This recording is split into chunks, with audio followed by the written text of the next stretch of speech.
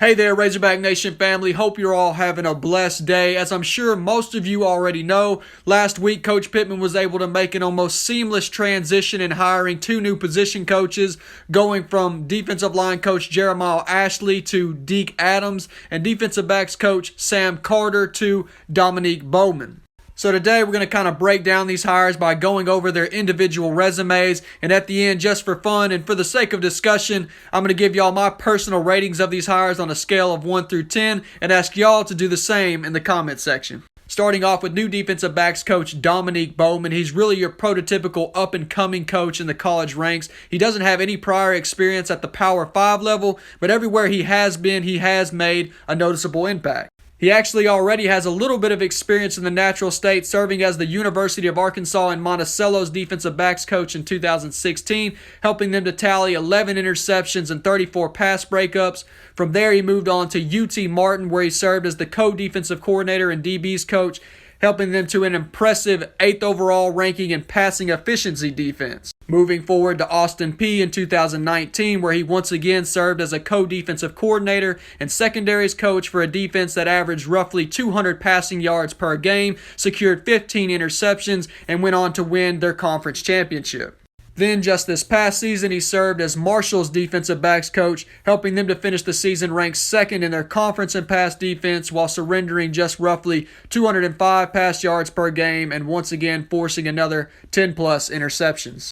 Obviously, the experience at those particular universities and conferences aren't going to make Hog fans salivate over the addition of Bowman, but once again, all indications are is that this is one of the better young up-and-coming coaches in the game today, and one that is certainly worthy of the opportunity.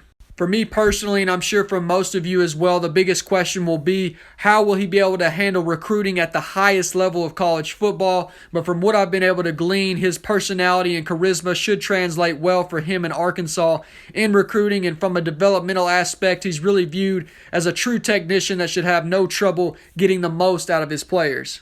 Now let's take a look at our new defensive line coach, Deke Adams, who is really the polar opposite of a Dominique Bowman in the fact that he already has a plethora of experience at the Power 5 level and in the SEC, coaching for programs like North Carolina, South Carolina, Mississippi State, and Ole Miss. Now, it would honestly take a little too long to go over his full 20-plus years of college coaching experience, so I'm going to try to focus on the things I think are most important in regards to what makes this potentially the right hire. And looking at his resume overall, it's pretty clear he has no trouble developing his players. He's coached at least 3 All-American defensive linemen, at least 6 All-Conference defensive linemen, and since 2013, he's had 6 of his guys taken in the NFL draft, 2 of which were first-rounders. Now, I've seen some fans kind of looking down on this hire and somewhat reasonably questioning his ability to recruit due to the fact in recent years at his recent stops he's been unable to sign 4- and 5-star guys at the defensive line position. But I think with a little added perspective, maybe we could cut him some slack and wait to see how his recruiting plays out at Arkansas. Now, the perspective I'm alluding to really stems from a lack of coaching stability.